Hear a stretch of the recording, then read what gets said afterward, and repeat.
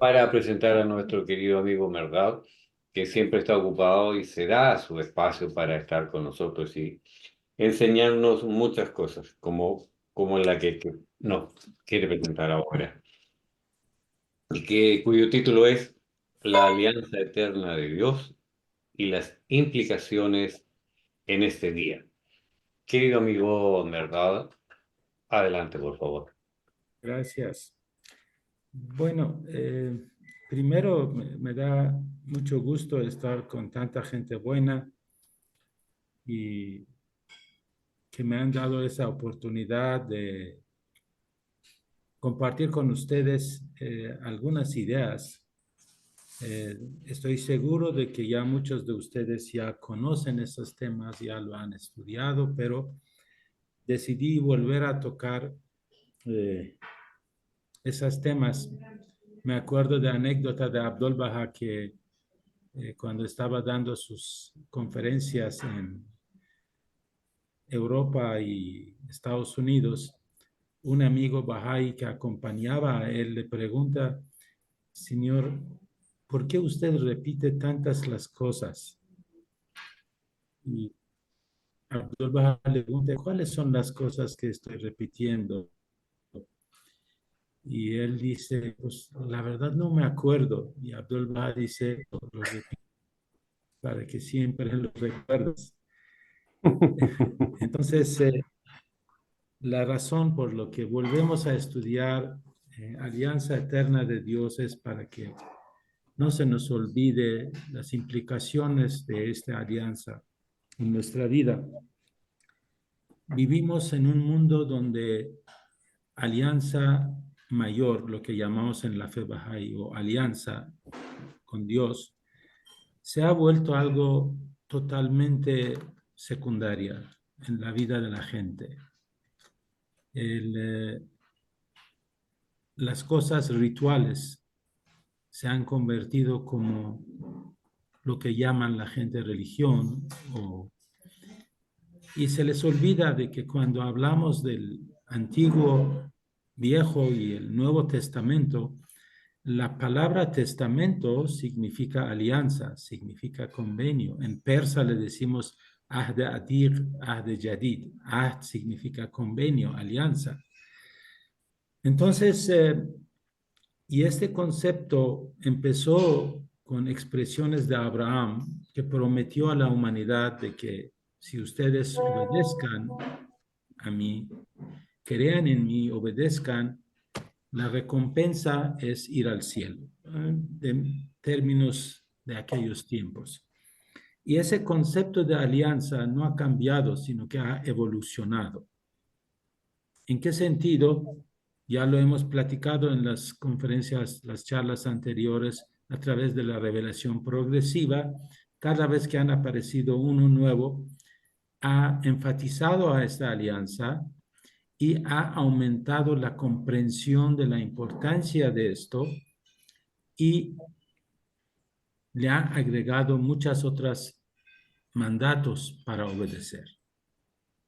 Entonces, en la fe Bahá'í también Bahá'u'lláh lo ha enfatizado y voy a pedir que pongan las transparencias, la primera, que es el título, y vamos a ir al segundo, ¿no?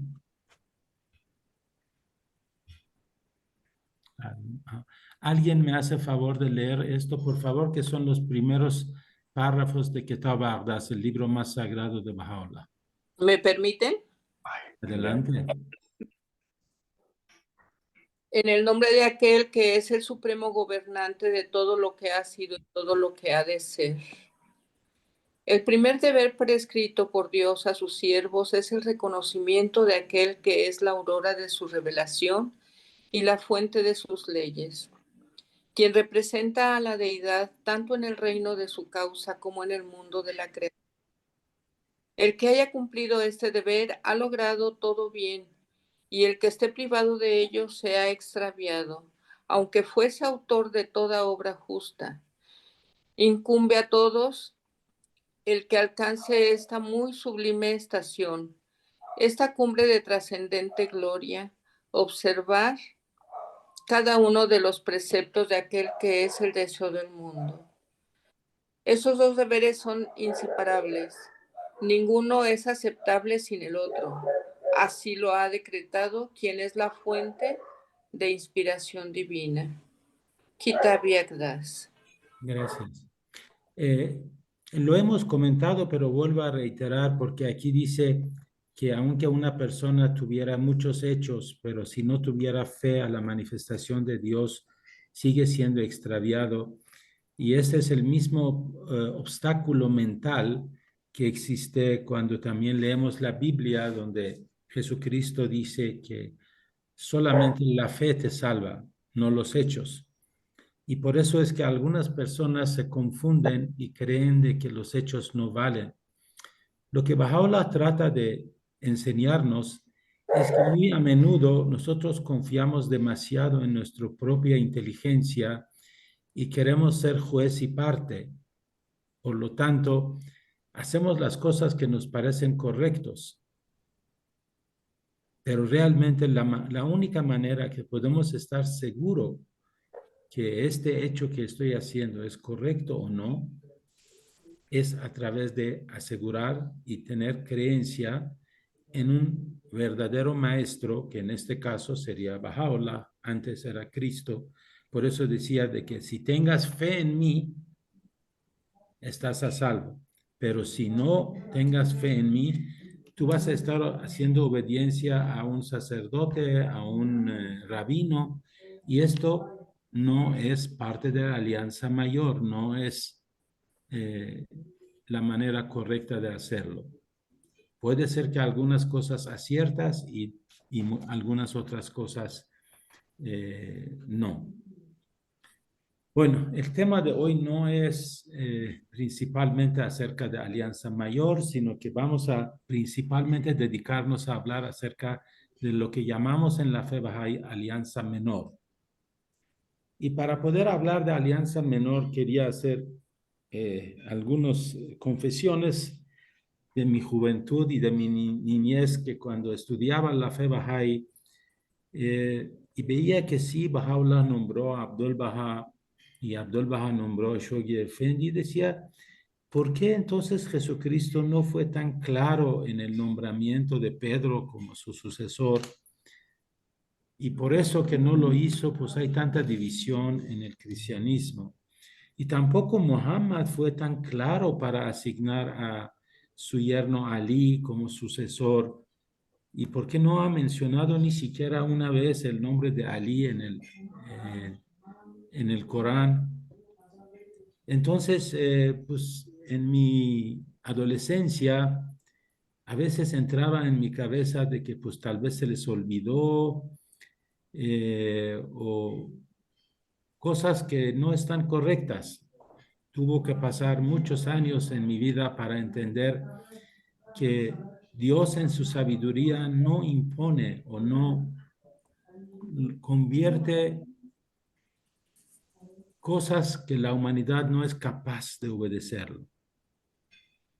Cuando leemos, por ejemplo, el Actos de los Apóstoles, podemos ver que hubo muchos pleitos entre Pedro y Pablo, Pablo representando a alguien que sabía mucho, Pedro que solamente representaba a alguien que tenía mucha fe, pero simplemente ni siquiera ellos podían aceptar la autoridad de ninguno del otro. Por eso constantemente están en pleito.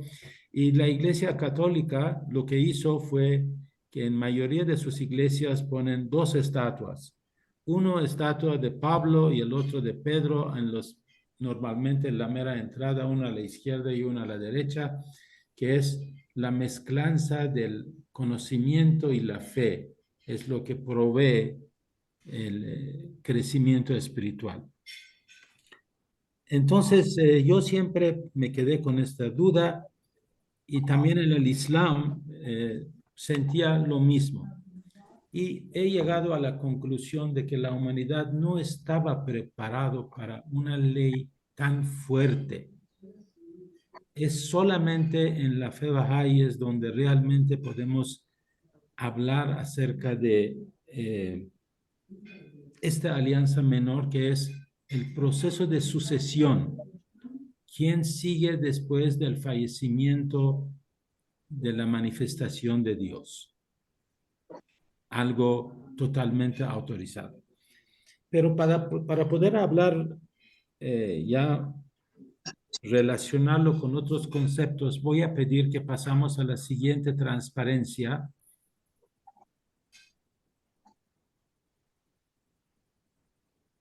Ok, si alguien nos puede ayudar a leerlo.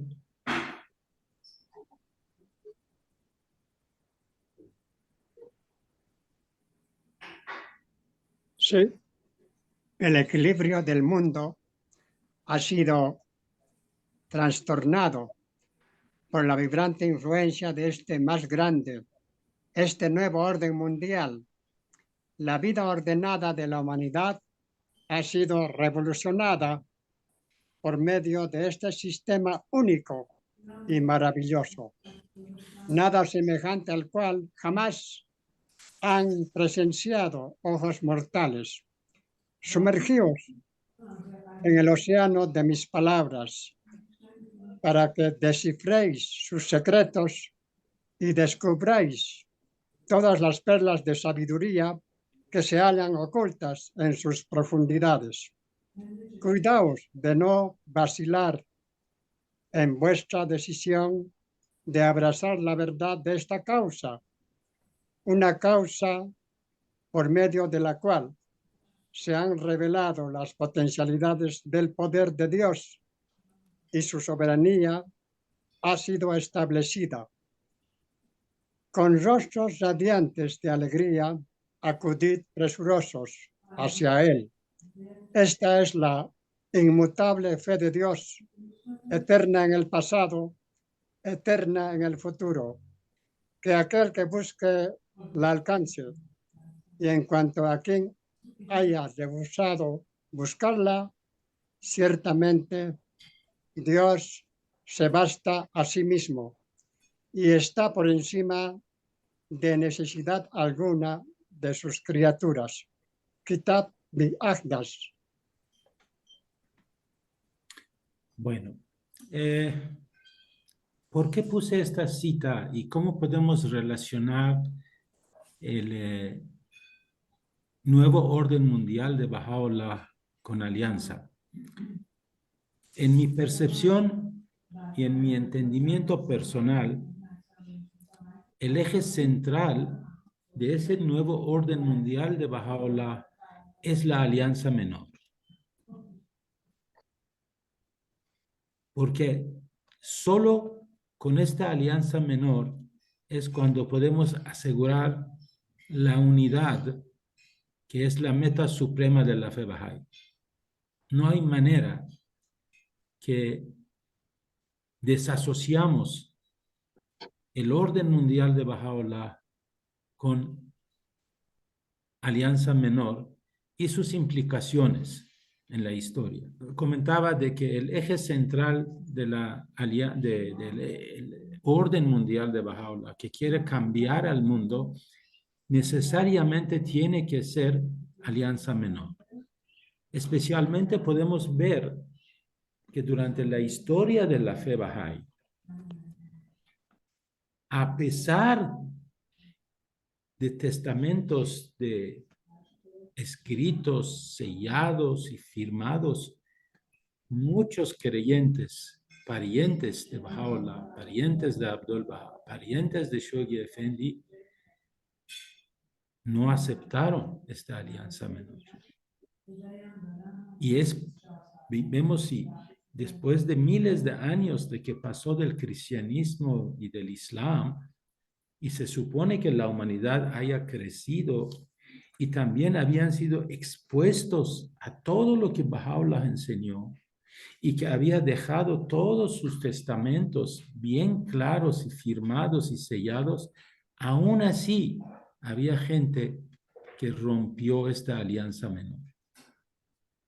Y por eso de ahí nace lo que conocemos como rompedor de convenio o rompedor de alianza, que ese es un castigo fuerte en la fe Bahá'í que nos hace que desasociamos con estas personas que tratan de dividir la fe bahá'í. Para los que no están acostumbrados, es alguien que diga, yo creo en Baha'u'lláh, pero no creo en Abdul Baha. Esto no puede ser. Esto no puede existir. Y como para hacer una referencia rápida de esto, podemos decir que el primer rompedor de alianza fue cuando el Bab, aunque mencionó a Mirza Yahya como que sea el encargado de la comunidad Babi, hasta que venga quien Dios hará manifiesto. Era una manera de ayudar para que esta persona con tanta terquedad y con tanto orgullo se sienta bien, pero realmente la manifestación de Dios era Baha'u'lláh y él nunca lo quiso aceptar. Nunca lo quiso aceptar y hizo la vida imposible para Baha'u'lláh, hasta el grado de que envenenó a Baha'u'lláh en los últimos días de que estaban viviendo en Adrianópolis. Y después de que Baha'u'lláh dejó su testamento muy claro y nombró a Abdul Baha como el sucesor, como el único intérprete, entonces, aún así, Mirza Muhammad Ali, el medio hermano de Abdul Baha, también no aceptó la autoridad de Abdul Baha. Y Abdul Baha tuvo paciencia para él durante 6-7 años hasta que lo declaró al mundo Bahá'í como rompedor de alianza. Después de él, podemos ver que Abdul Baha también nombró a Shoghi Effendi como el guardián de la fe, con todos los énfasis. Y aún así, muchos de los parientes mismos de Shoghi Effendi, los parientes de Abdul Baha, no quisieron aceptar a él como guardián de la fe. Y Shoghi Effendi no tuvo nada que hacer hasta que los declaró como rompedor de alianza.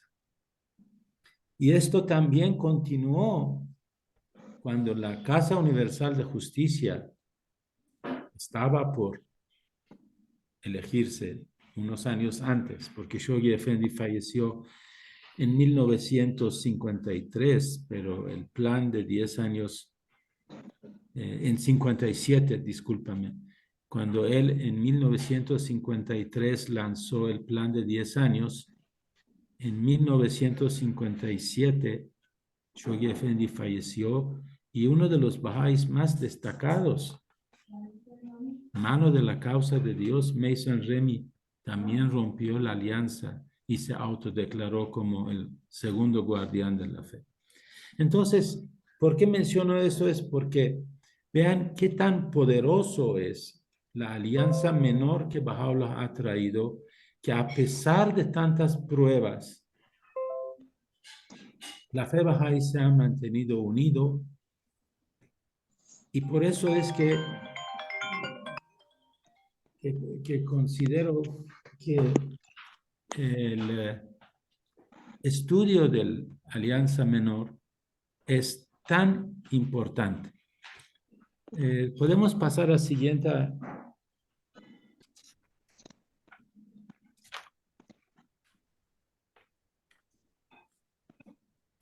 Es para que comprendamos quién es Abdul Baha. ¿Alguien nos hace favor de leerlo? Si no me equivoco, esto viene de Shoghi Effendi. Bueno, ¿Puedo leer? sí, por favor. Ok.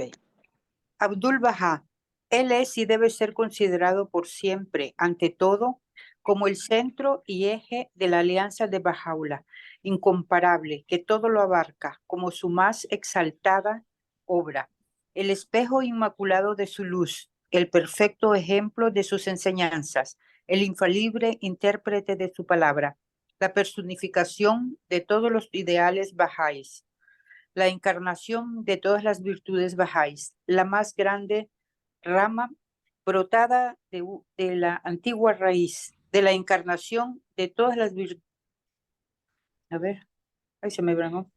La más grande rama brotada de la antigua raíz, el agente de la ley de Dios, el ser alrededor de quien giran todos los nombres, el tronco principal de la unicidad del género humano, la enseñanza de la más grande paz, la luna del astro central de esta santísima dispensación, nombres y títulos que están implícitos y hallan su más real, alta y hermosa expresión en el mágico nombre de Abdul-Bahá. Él es, por encima y más allá de estos títulos, el misterio de Dios, expresión con la que el mismo Bahá'u'lláh ha optado por designarle y que, si bien no nos da motivo para asignarle la posición de profeta, indica cómo en la persona de Abdul-Bahá se han unido y armonizado completamente las incompatibles características de una naturaleza humana y de una sabiduría y perfección sobrehumanas. Shoghi Effendi.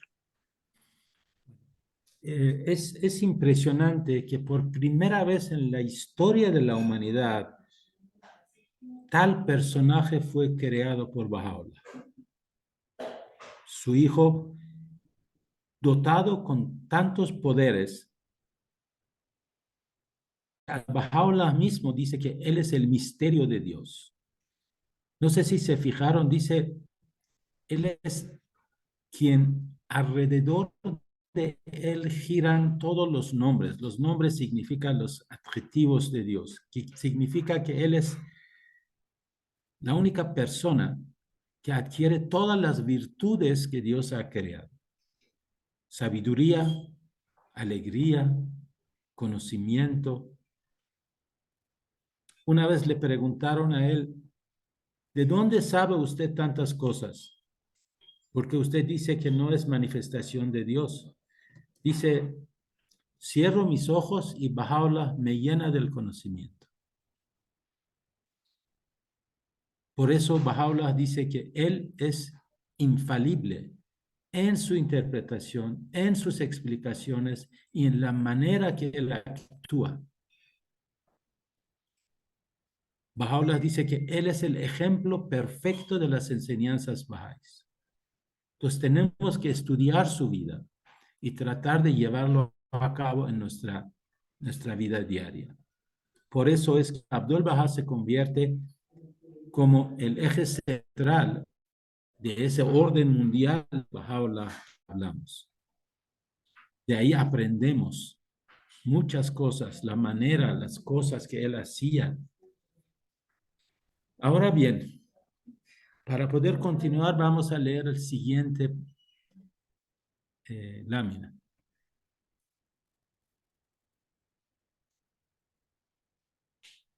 ¿Alguien nos hace favor de leerlo? Ya. Oh, mis amados amigos, una vez desaparecido este agraviado, incumbe a los Aksan, Ramás, y a los Afnan, vástagos del sagrado árbol del loto, a las manos, pilares de la causa de Dios, y a los amados de la de la belleza de Abha, volverse hacia Shoghi Effendi, la joven rama que ha brotado de los dos reverenciados y sagrados árboles del loto, y el fruto que ha crecido de la unión de los dos vástagos del árbol de santidad, ya que él es el signo de Dios, la rama escogida, el guardián de la causa de Dios, a quien todos los Ahsan, los Afnan, las manos de la causa de Dios y sus amados deben volverse. Él es el expositor de las palabras de Dios y, después de él, le sucederá el primogénito de sus descendientes directos. Voluntad y testamento de Abdul-Bahá. Ok. Ese es el testamento de Abdul-Bahá, donde menciona que la línea de sucesión es el guardián de la fe. ¿Sí? Y está escrito con manos y firma de Abdul Baha. Entonces nadie puede rechazar esto, pero mucha gente lo rechazaron a él. ¿Sí? En esta voluntad y testamento de Abdul Baha, de forma muy clara, él explica que quien no acepta a Shoghi Effendi es como si no hubiera aceptado a Abdul Baha ni había aceptado a Baha'u'llah. ¿Sí? Y mucha gente, desafortunadamente, fallaron en esto, por eso llegaron a ser rompedor de alianza, porque querían tener su manera personal del ser Baha'i. Estos decían que yo creo en el Bab, creo en Baha'u'llah, creo en Abdul Baha, pero a Shoghi Effendi no. Esto no cabe dentro del contexto de la fe Baha'i. ¿Sí? Y es muy interesante que en la parte de abajo alguien puede leerlo donde dice de que después de él, ¿quién tiene que ser el siguiente guardián? Y después de él le sucederá el primogénito de sus descendientes directos.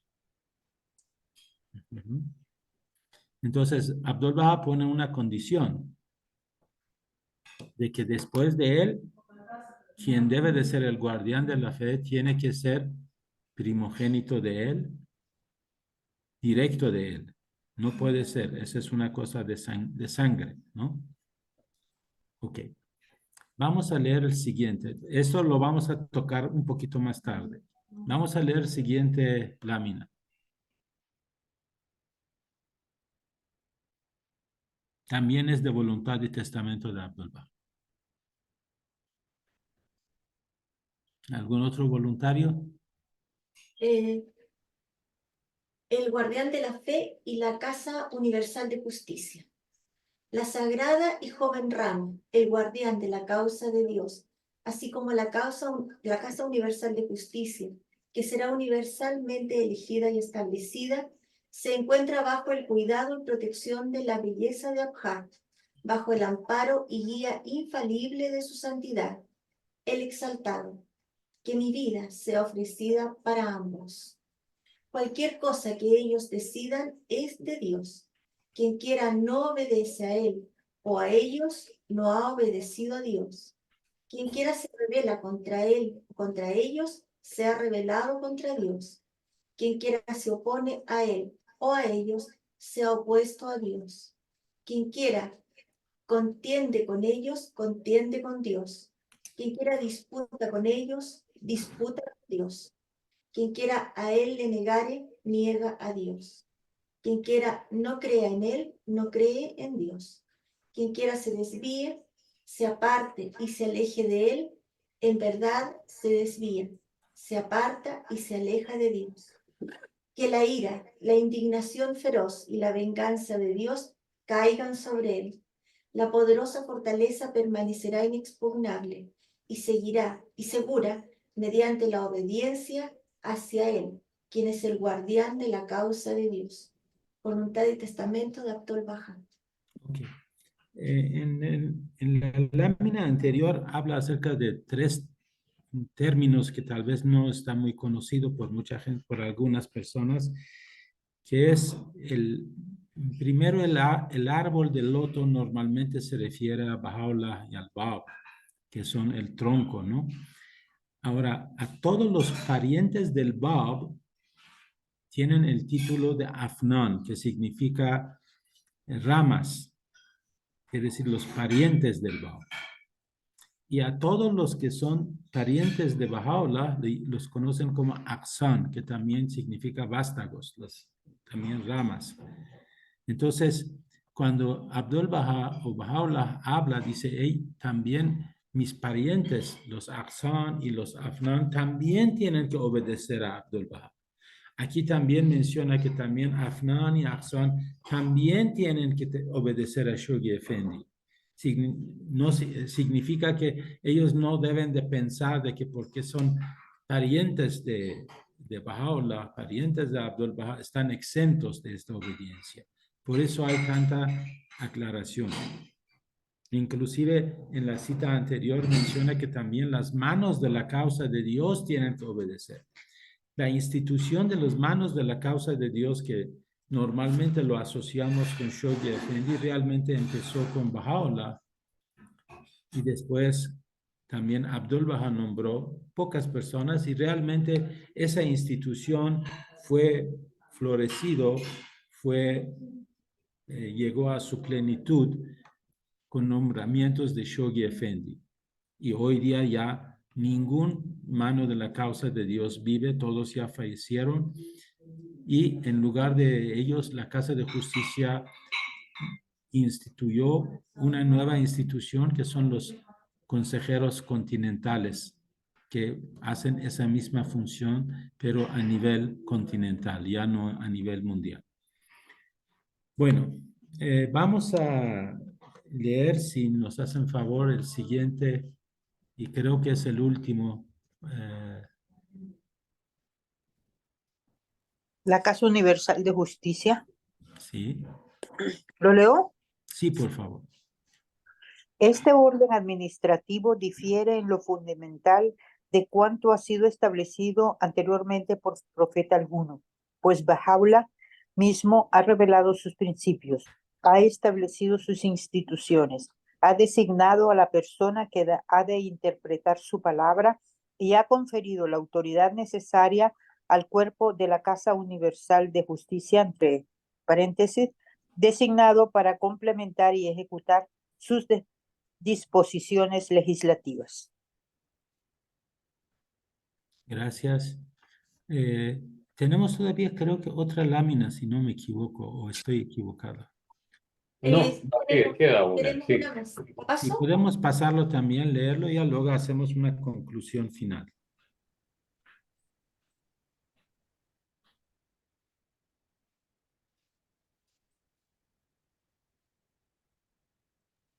¿Puedo pedir a alguien que la lea? Sí, por favor.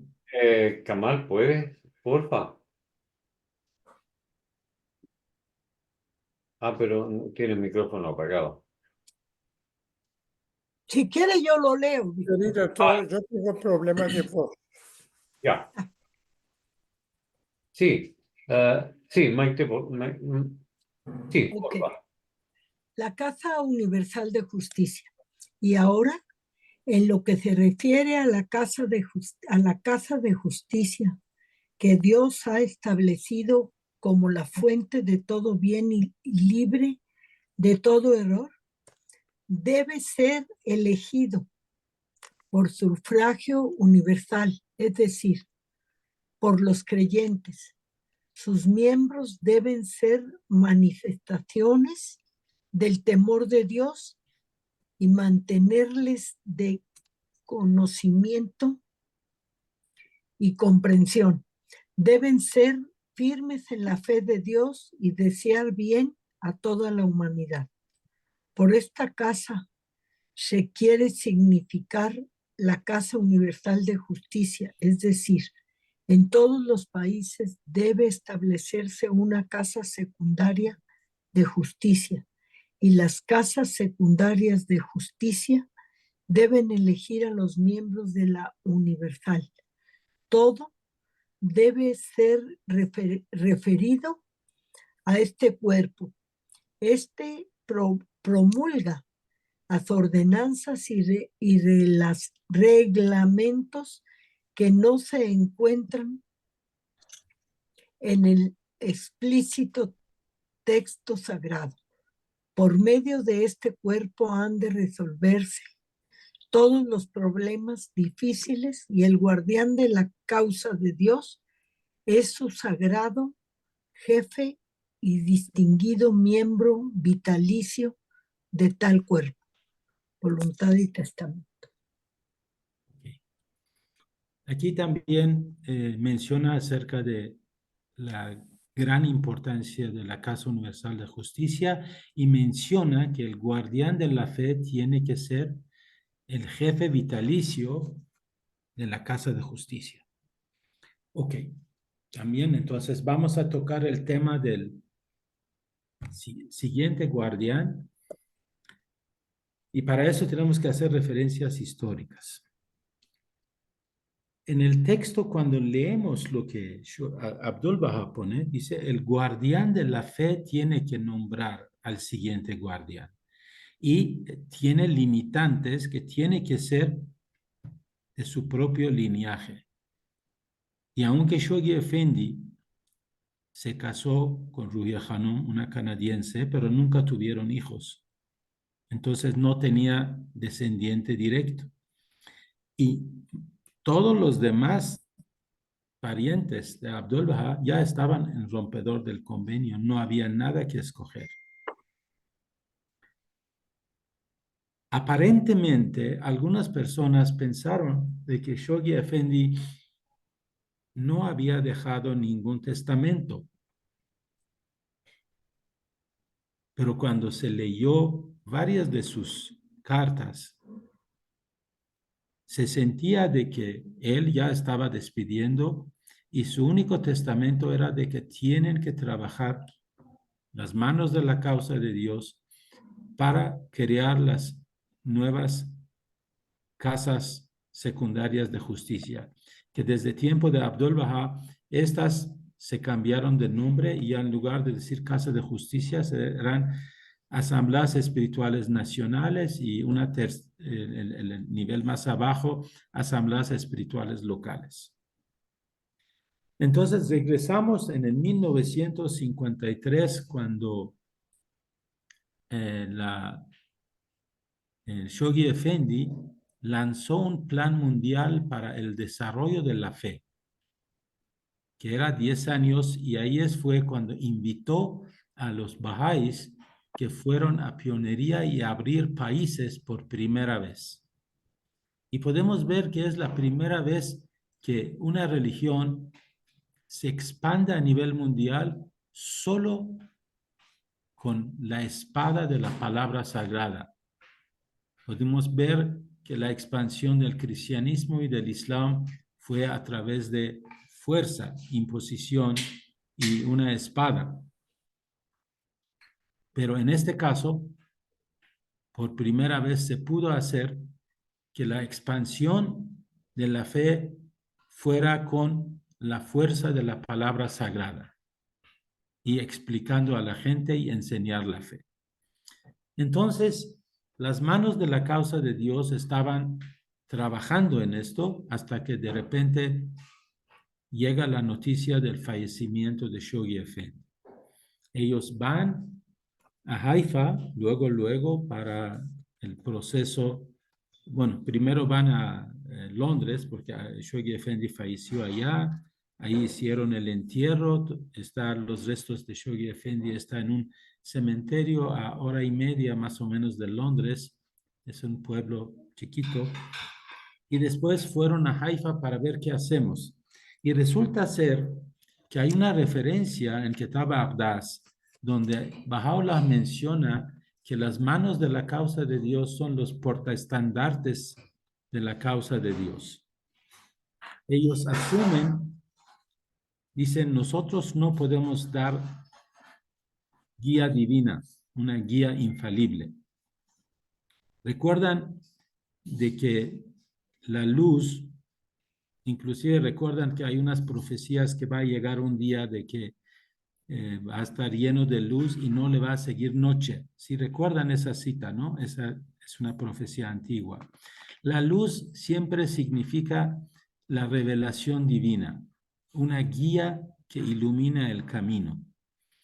Y es por eso es que con la existencia de la Casa Universal de Justicia, tenemos una luz que continúa. Quiere decir que la humanidad siempre va a tener la guía infalible para ver qué hacemos hoy, qué hacemos mañana, cuáles son los planes que tenemos que seguir. Entonces, las manos de la causa de Dios dijeron, nosotros tenemos una guía divina cómo actuar, de 53 a 63. Y encontraron una carta de Shoghi Effendi a uno de los países europeos diciendo de que cuando tengamos más de 50 asambleas nacionales, la Casa de Justicia se va a elegir. Entonces, trabajaron muy duro. Un grupo de 9 manos de la causa de Dios se quedaron en Haifa para tener el centro mundial y el resto empezaron a viajar y enseñar la fe. Y en 1963, si no me equivoco, ya teníamos 51 Asamblea Espiritual Nacional. Si estoy mal, era 53, por favor, alguien me corrige. Y ellos, los 9 miembros de esas asambleas nacionales, fueron a Haifa y en el primer convención internacional eligieron la primera Casa Universal de Justicia. Algo fenomenal que pasó es que cuando la gente llega a ser muy famoso y muy poderoso, en este caso las manos de la causa de Dios eran los bahá'ís más conocidos en este mundo. Y era lo más lógico que 9 de ellos salga electo como miembro de la Casa de Justicia. Sin embargo, ellos decidieron solicitar y pedir al cuerpo de creyentes que estaban en convención internacional que nosotros tenemos una obligación dado por nosotros hasta el último respiro por Shoghi Effendi. Por lo tanto, por favor, no voten por nosotros. Imagínense en un mundo inclusive religioso donde pelean para tener más poder, llegó la humanidad a un grado de madurez que los bahá'ís más destacados de esta causa, que amaban con todo corazón de la fe, decidieron no pertenecer a la Casa Universal de Justicia. Así es que salieron electos otros 9 personas. Y después les preguntaban, ya que no tenemos una segunda guardián, ¿qué significa lo que dice Abdul Baha en su testamento? Voy a decir lo que yo entiendo. Imagínense si tuviéramos una segunda guardián. Ese segunda guardián también tiene esa capacidad de ser infalible. Entonces, ¿cuál sería el papel de la Casa de Justicia? Porque van a decidir sí a todo lo que diga el siguiente guardián. Pero la Casa de Justicia hizo una interpretación muy interesante. Dijo, Shoghi Effendi durante su vida escribió más de 24,000 cartas a individuos y a los grupos y a las asambleas locales y a algunas asambleas nacionales y regionales, donde aclaró todas sus dudas. Y entonces la Casa de Justicia dijo, con estos 24,000 cartas, eternamente, de forma vitalicio, el guardián de la fe va a estar jefe de la Casa Universal de Justicia.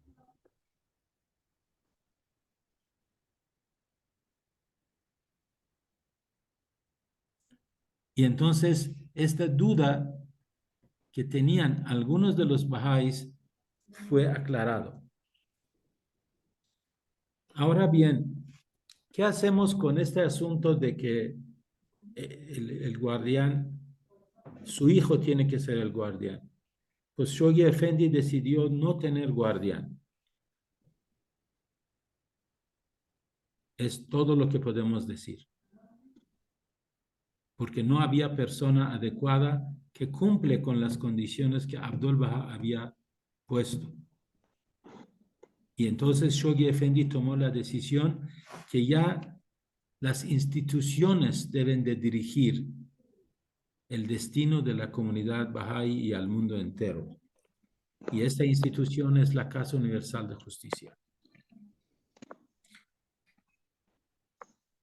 El último que quiero comentar es un comentario que he escuchado de algunos amigos bahá'ís que dicen la Casa de Justicia es infalible en su decisión. pero no es omnisciente, no sabe todas las cosas. Depende de la información que le llega. Y esta es una forma equivocada de ver el asunto. La Casa de Justicia recibe su información de varias fuentes. Las asambleas nacionales y los consejeros y los miembros del cuerpo auxiliar son dos fuentes de información que le llega a la Casa de Justicia. Y la Casa de Justicia de forma muy clara investiga antes de enviar una respuesta o una guía. Por lo que la única manera que nosotros como Bahá'ís podemos considerarnos firmes en alianza menor y ser fiel al centro de alianza menor, que es la Casa Universal de Justicia, es aceptar todo lo que dice la Casa de Justicia, todas sus decisiones, tomarlo como tal. Yo recuerdo que tenía un maestro Bahá'í en Irán. Cada vez que llegaba una carta de la Casa de Justicia, nos daba una copia y nos pedía que arriba de esta carta escribiéramos, por ejemplo, yo, decían, escribe aquí dirigido a Mehrdad Mikaín Ferdowsian. Y a Kamal le hubiera dicho, pues a Kamal Musavi, o a Maite poner Maite Álvarez. Estas cartas están dirigidas a cada uno de los Bahá'ís y tenemos que tomarlo como la guía de hoy. En este momento es lo que tenemos que hacer. Y creo que esto atañe su entendimiento ahorita a cada uno de los Bahá'ís, que lo entendamos y lo llevamos a cabo de una manera inequívoca y que no nos metemos en interpretaciones de cosas que no nos consta, nada más imaginamos cosas y no tenemos que hacerlo. Con este doy por terminado esta exposición y ahorita podemos tener el foro abierto para comentarios y para preguntas.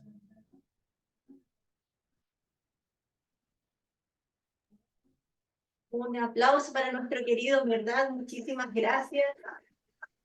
Maravilloso.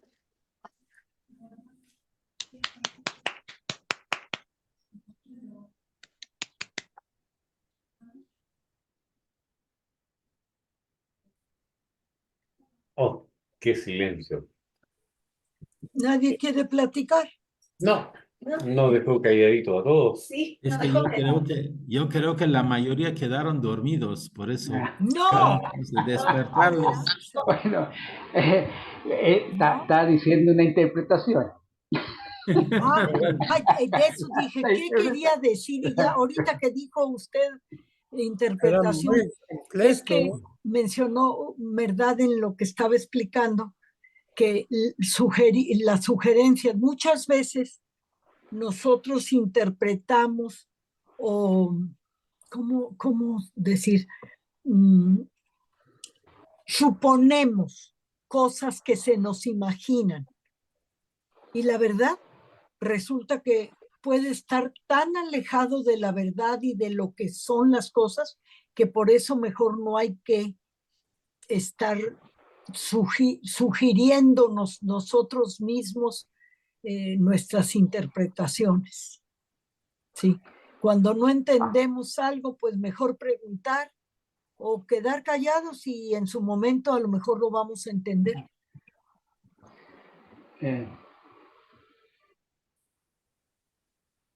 Muy completo. Excelente. Voy a hacer respecto a lo que usted estaba exponiendo, estimado amigo.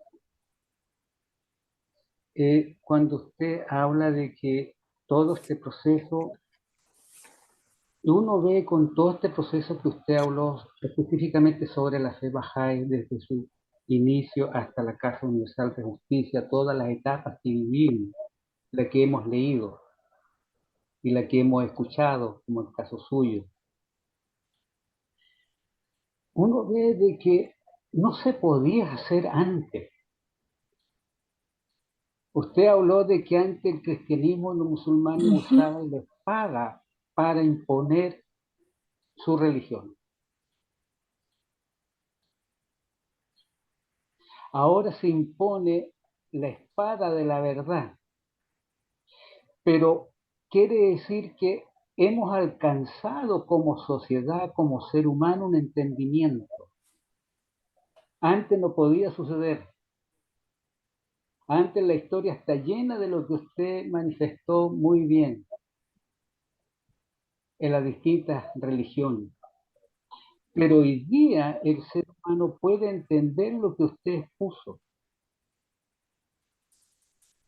Porque hemos alcanzado una mayor comprensión en todo ámbito. Y esa comprensión lo hace aceptar, y la fe Bahá'í demuestra aquello, que gracias a comprensión los miembros de las manos de la causa solicitaron no ser incluidos en la primera Casa Universal de Justicia, porque en otras religiones vemos lo que usted muy bien plantó, dentro de todas las religiones han sufrido lo que todos conocemos. Envidia, todos han crucifixiones, fusilamientos, exilios. Hoy día el ser humano puede entender qué es lo que es una revelación progresiva.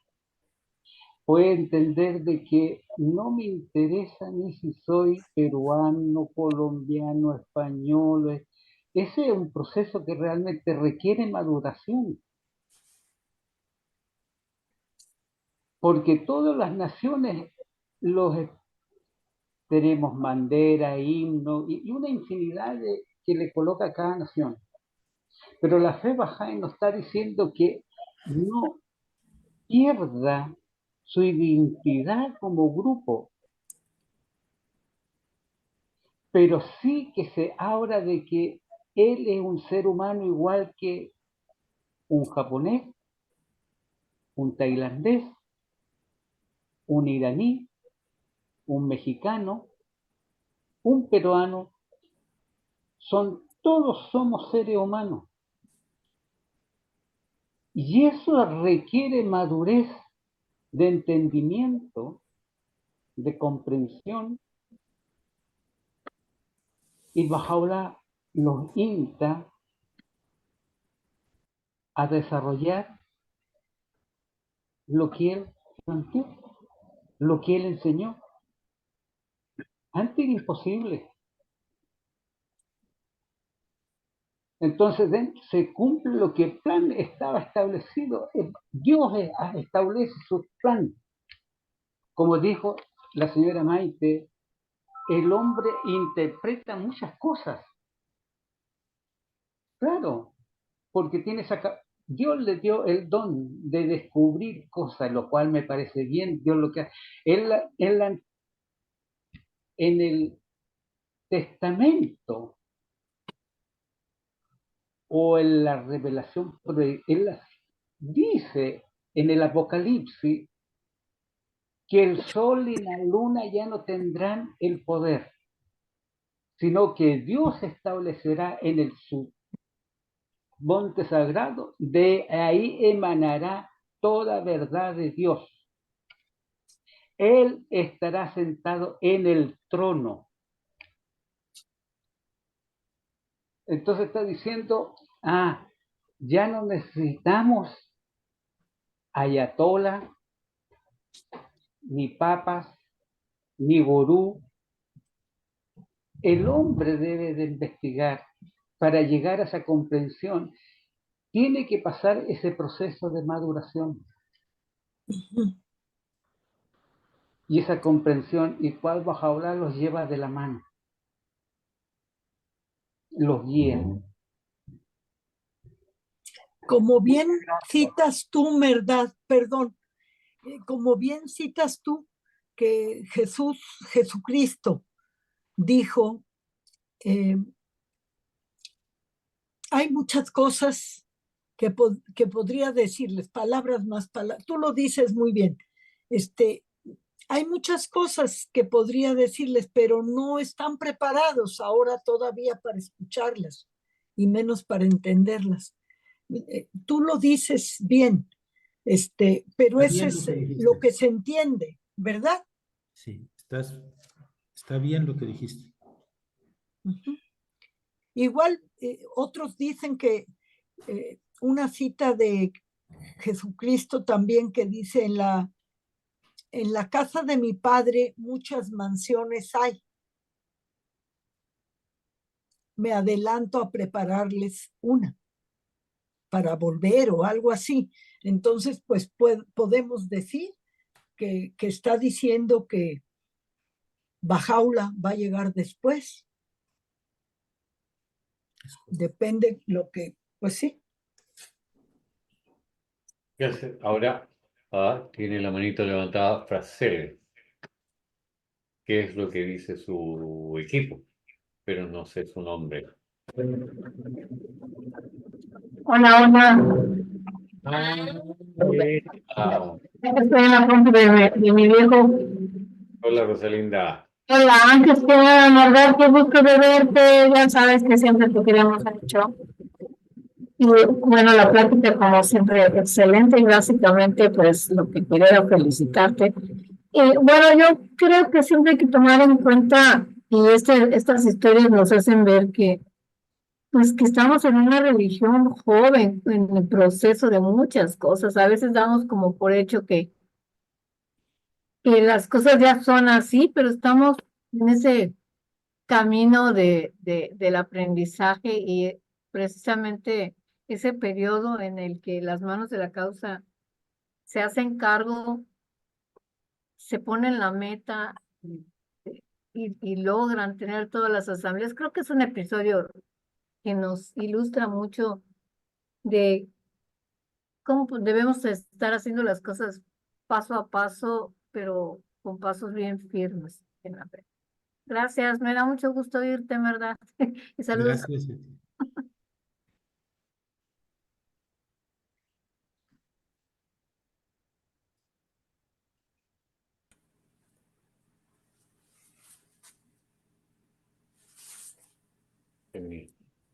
Entendí, Rosalinda, entendí que era una pregunta o un comentario.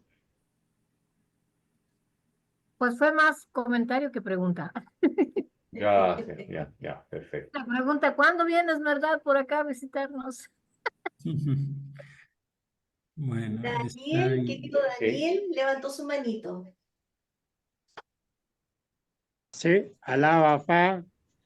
Quería preguntar en el contexto de la Casa Universal de Justicia. Desde el año 1963, uno cuando repasa sus mensajes, vemos que la Casa Universal de Justicia usa las palabras adecuadas para el mundo Bahá'í de los creyentes. Por lo tanto, yo entiendo de que no es necesario interpretar, sino que llevarlo a la acción del devoto servicio. Pero esto es también voluntario, libremente del creyente, de las instituciones y la comunidad. En ese sentido, entonces, ¿qué hace que los amigos bajáis estén pasando el tiempo en interpretaciones? ¿Por qué razón esto ocurre? Esa es mi pregunta al amigo Mehrán. Gracias. Necesito que me aclaren la pregunta. decía de que uno cuando lee los mensajes de la Casa Universal de Justicia, entiendo que ellos buscan, consultan en forma exhaustiva las palabras adecuadas para que no haya malos entendidos en la comunidad de creyentes en el mundo Bahá'í. Por lo tanto, para mí, los mensajes de la Casa Universal de Justicia no necesitan ser interpretados, sino llevados a la acción. Ahora, ¿por bien qué dicho. ocurre esto en los creyentes? Es mi pregunta. Gracias. Estoy de acuerdo. Se tiene que principalmente obedecer. No quiero meterme en la que lo interpretamos, sino que con la ayuda de los consejeros tenemos que ver los pasos que tenemos que dar en la comunidad que vivimos.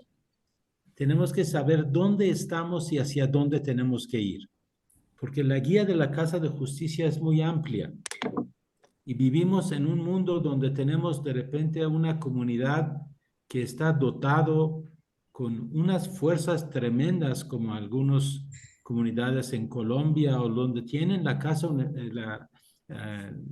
casas de adoración, donde tienen unas actividades impresionantes que ellos tienen que hacer ciertas cosas que todavía, por ejemplo, a Querétaro no le atañan. Hay cosas que son enseñar la fe, que eso es para todo el mundo. Pero, por ejemplo, las actividades que le ataña a una comunidad que tiene una casa de adoración son mucho más amplias y mucho más grande que una comunidad pequeña, donde apenas está creciendo. O, por ejemplo,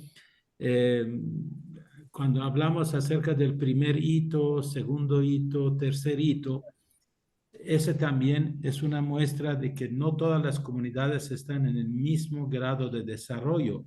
Entonces, con ayuda de los miembros del cuerpo auxiliar y los consejeros y las reuniones de reflexión, tenemos que leer las cartas y ver, todo eso lo tenemos que hacer, pero ¿qué es lo que tenemos que hacer en los primeros 3 meses? Y después ver esos 3 meses, qué es lo que hemos logrado y planear para los siguientes 3 meses. Significa que no podemos empezar a correr a menos que primero aprendemos a caminar. A esa parte es donde a veces la gente cree que estamos interpretando, pero no es realmente interpretar, sino que dosificar las actividades de una manera que la Casa de Justicia quiere que crezcamos de forma integral. Eso es lo que yo entiendo. Muchas gracias, querido. Kamal, por favor, tiene su manito levantada. Sí. Yo estaba pensando hablando sobre muchas religiones y la fe Bahá'í, punto de vista del convenio. Antes de Bahá'u'lláh, la humanidad, desde el principio de Abraham, Moisés, Buda, Krishna, Zoroastro, Mahoma y lo demás, la humanidad era como un niño, estaba creciendo. El convenio era diferente, como un niño. Este niño, tiempo de Bahá'u'lláh, llegó a 15 años. Ya responsabilidad es suya y el convenio ahí empieza desde 15 años de este niño. Por eso Abdul-Bahá existió. Antes no era alguien como Abdul-Bahá y el convenio no era como ese tiempo que este joven de 15 años ya tiene todas las responsabilidades espirituales. Entonces, eso era la diferencia. Por eso apareció en la fe Bahá'í tantos libros. Antes era solo un libro. Cada religión tenía un libro sagrado. Por eso en la fe apareció tantos libros, tantas guías, y Abdul-Bahá como centro del convenio. ese punto es importante asunto de saber sobre el convenio.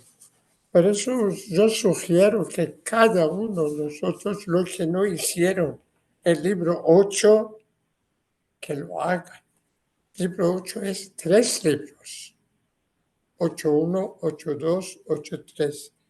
Y es muy largo y de verdad, cuando uno lee este 3 libros, ve que cualquier movimiento hacemos nosotros en nuestra vida relaciona con convenio. Si levantamos de mañana hasta el momento que dormimos, cualquier acción que hacemos relaciona con el convenio que de verdad es con la palabra de Dios, el camino más correcto. Gracias. Gracias, querido Akamal. Manuel, por favor. Hola, buenas tardes a todos. Buenas noches para algunos. Muy buenas. Muchas gracias, en verdad. Una curiosidad que me ha saltado y una pregunta. La curiosidad es que cuando hablabas sobre la figura de Abdu'l-Bahá, hablabas del misterio de Dios y me vino a mi cabeza algo muy curioso, que ese título, como bien has dicho, es muy grande, pero también he leído una historia muy curiosa que contaba Haji Mirza Haidar Ali, de cuando Abdu'l-Bahá mandaba unas cartas, y dice este Haidar Ali que le llegaron 81 cartas a sus manos y que tenía que distribuirlas cuando estaba en Abadé, tenía que distribuirla a 19 de sus creyentes. Y él dice que cuando me llegaron esas cartas del misterio de Dios, pero lo curioso para mí no fue leer que le llamaba el misterio de Dios, sino que lo tituló con algo que yo nunca había escuchado en mi vida, y le llamó aquel a quien Dios ha deseado. Siempre me dejó impresionado ese título que le había dado a Abdu'l-Bahá, ya que yo nunca había escuchado semejante título, porque me parece muy grande decir aquel a quien Dios ha deseado. Mira que el misterio oculto ya es un título grande, pero este otro me parece de una magnitud algo fuera casi ni de poder reflexionarlo. Bueno, este era lo que me saltó cuando escuché y hablabas del misterio de Dios. Pero quería que dijeras qué implicaciones ves tú, si intrínsecamente de lo que has hablado de la alianza menor, si ves o hasta dónde entra dentro de la alianza mayor de Dios. O está separado, o está intrínsecamente dentro de la alianza mayor y son inseparables. ¿Qué opinas? Bueno, mi opinión personal es que están totalmente, es una sola ley de Dios. Es como la ley de gravedad. Las implicaciones de la ley de gravedad son muchísimas que apenas lo vamos a ir descubriendo. Yo creo que la alianza de Dios, la alianza eterna de Dios, que nosotros para fines de entenderlo dividimos en dos partes, alianza mayor y alianza menor, realmente es una extensión uno del otro. Quiere decir que, por lo menos en la comprensión de la fe Bahá'í, es que tú no puedes lograr hacer cumplir alianza mayor a menos que cumples la alianza menor. Y eso es lo que antiguamente podía ser. Por ejemplo, en el mundo musulmán o en el mundo cristiano, tal vez ese es mi entendimiento, uno podría ser protestante y uno puede ser católico y uno puede ser cristiano. Dentro del contexto del cristianismo, los tres pueden estar dentro de alianza mayor. Porque para alianza menor no hay forma que puedes decir cuál es correcto, cuál no. Entonces, un creyente con que obedezca todo lo que dice Jesucristo desde la pe a pa, todo, por ejemplo, dice que aprendes a perdonar, aprendes a amar a tu enemigo, aprendes a bendecir a toda la gente. Si hace estas cosas, está dentro de la alianza mayor, no importa que sea protestante, evangélico, católico. ¿Sí? Porque en aquel tiempo las implicaciones de alianza menor que se deriva de alianza mayor no estaba claro. ¿Sí? No estaba. La humanidad estaba como que Dios le dio chance a la humanidad de que no tenga una prueba tan fuerte. Y nosotros como Bahá'ís son los que ya comprendimos que la alianza menor se deriva de la alianza mayor. Por eso es que Abdul Bahá mismo dice, Bahá'u'lláh dice, si alguien no obedece a Abdul Bahá, es como si no hubiera obedecido a mí. Y si no obedece a Bahá'u'lláh, significa que no cumple con alianza mayor.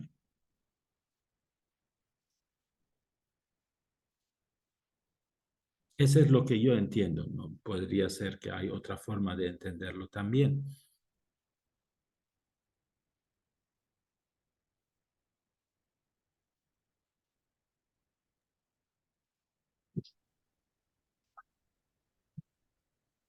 Lo veo. A ver quién querrá hacer otra pregunta, otro alcance. Pedrito ha estado callado, ¿ah? Pedrito ubicado.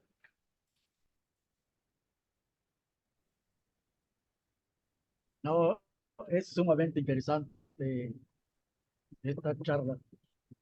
Mis felicitaciones, la verdad. Pero una de las cosas más interesantes en el pasado que únicamente cumplimos o obedecemos. No tenemos la oportunidad de actuar. Porque si tú preguntas algo, los líderes te decían que no teníamos derecho de preguntar esas preguntas, de hacer esas preguntas, porque el que está narrando o dando una exposición es el que mejor sabe. Entonces, hoy en día es a lo contrario. Tenemos esa gran oportunidad de compartir lo que realmente tenemos. Llevar esa medicina salvadora a toda la humanidad. Y eso es lo muy importante que podemos hacer, es compartir. No importa de qué tipo de clase social que parezca la persona, pero de lo poco que sabemos, compartimos esta medicina. Muchas gracias. Yo me acuerdo ahora, tabla de Ahmad, lo que ahora sobre convenio mayor y menor hablaba. Parte de tabla de Ahmad ahora dice el significado: si no crees en esta revelación, has negado revelación pasadas. ¿Qué relación tienen todo junto? De verdad es uno solo el convenio. No división en mayor y menor, es un punto de vista ver el asunto, pero de verdad es uno solo. En la Biblia, en Antiguo Testamento, dice: nunca te dejaré solo. Eso significa alianza eterna.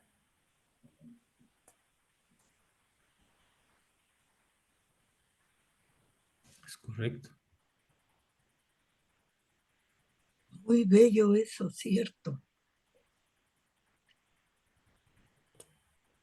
Así está escrito, estimado amigo Kamal. Muy bien dicho, muy bien recordado, muy bien memorizado. Uno se maravilla en veces cuando toma esta pequeña hoja o esta pequeña perla de su conocimiento Y uno puede hablar tanto y ve a su derecha, a su frente, atrás, y ve tantas perlas que hay que analizar, que comprender, que entenderlas. Porque uno dice, cuando estaba hablando ahí, sí, se habló de la alianza, del respeto, digamos, de la obediencia, mejor dicho, de lo que dice la Casa Universal de Justicia, cómo, por qué uno debe obedecerle. En esta charla se explicó muy bien por qué se debe obedecer a la Casa Universal de Justicia. Pero uno también dice, pasando allá, claro, estamos en ese proceso de entender, de comprender, porque tenemos que entender para que vengan los otros sucesos que tienen que venir, o lo que tienen que suceder, porque dentro de la misma fe Bahá'í están todas las profecías que tienen que cumplirse. ¿Y qué papel desempeñamos nosotros en este ámbito, como Bahá'í? Él se los dice que el primer deber del Bahá'í es enseñar su causa. Es la acción más honorable que existe. Si el Bahá'í no enseña la fe de Baha'u'lláh, ¿quién? Y expresarla, y con esta charla, con estas exposiciones, uno va aprendiendo algo. Todos aprendemos algo. Y el expositor, obviamente, que como él dice, el que enseña gana 90 y el que escucha gana 10. Yes.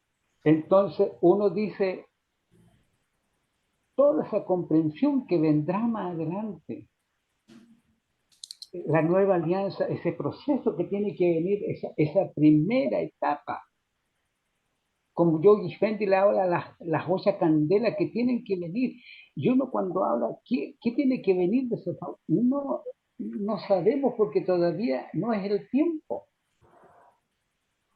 Pero estamos en un proceso, está escrito que tiene que suceder tal o cual cosa para que se extraye todo lo que tiene que suceder a nivel global. Él nos dice que tienen que suceder cosas a nivel global para que esto brote, produzca fruto.